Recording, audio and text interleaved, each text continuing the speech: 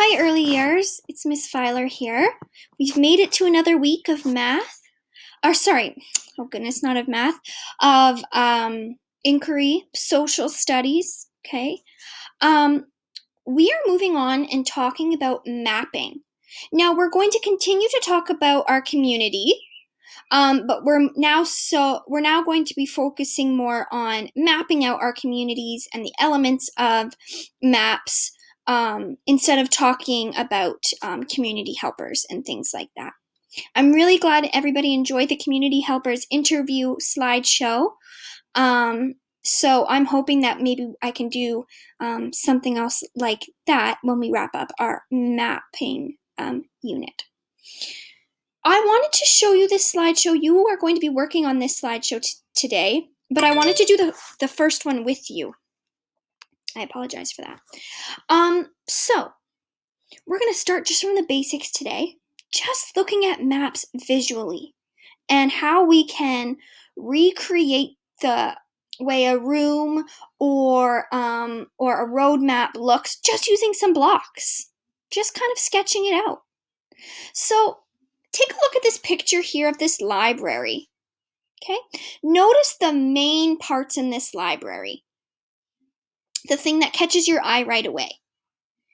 Perhaps these yellow chairs, these tall desks, these trash cans, the floor here, the other desk here, and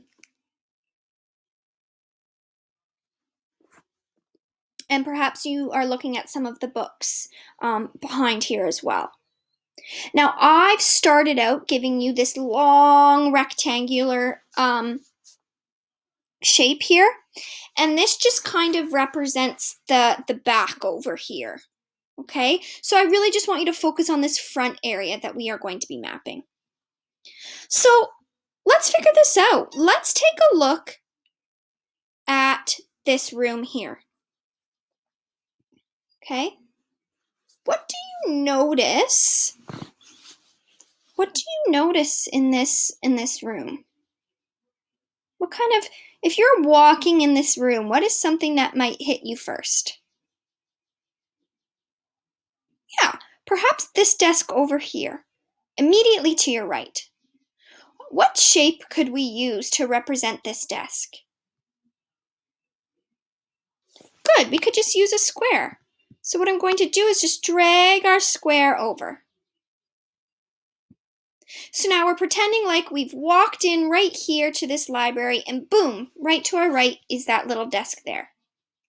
Now what else do we see? What else do we see? Let's start from our left, like when we're reading. We read left to right.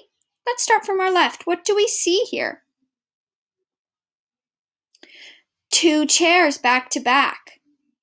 Looking over here at our shapes, what shapes could you use to represent those chairs?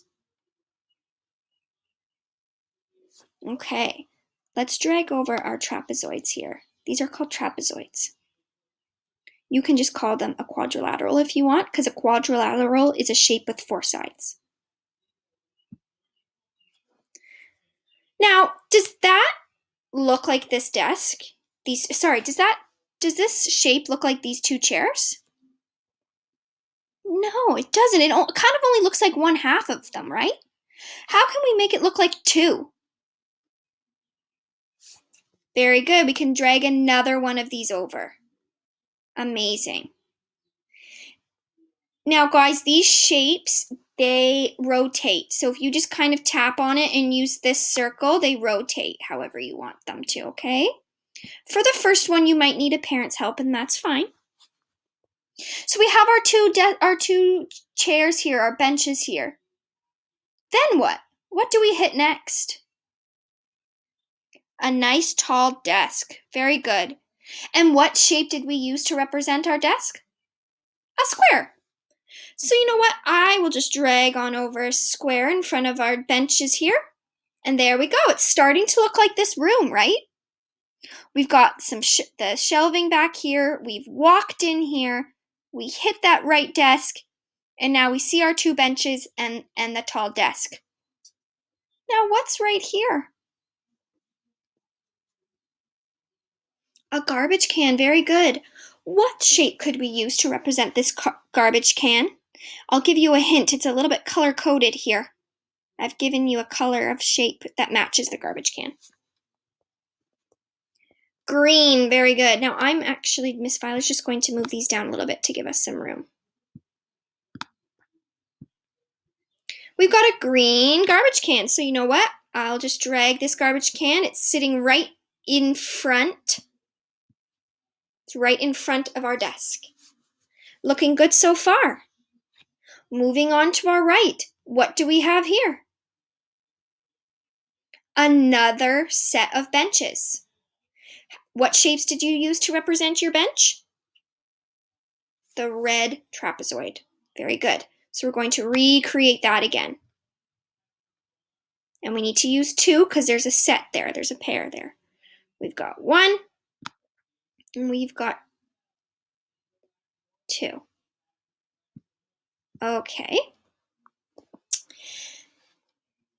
So we've added this bench. Now what? Very good. Another desk. What shape did we use to represent our desk? Very good. A square. So we'll drag our square and we'll place it right here. Now here's a challenging question for you guys. Do we need to add a garbage can right here? Do we need to add a garbage can right here, just like we did over here? Take a look at the picture. If we're mapping out this room, is there a garbage can in front of this desk? No, there's not. So we don't need to add a garbage can to our map down here. Okay, so we're moving on. We just mapped out our desk here. What's next? Another pair of benches. And we are familiar with what makes our benches now. We can drag on over some benches. 1 and 2. Very good. Okay, I'll just rotate this like that. Okay. Now what do we have next? Here's our benches. What do you see next? Now that's where the green garbage can is. So we need to add that to our map here. We need to add this green garbage can to our map.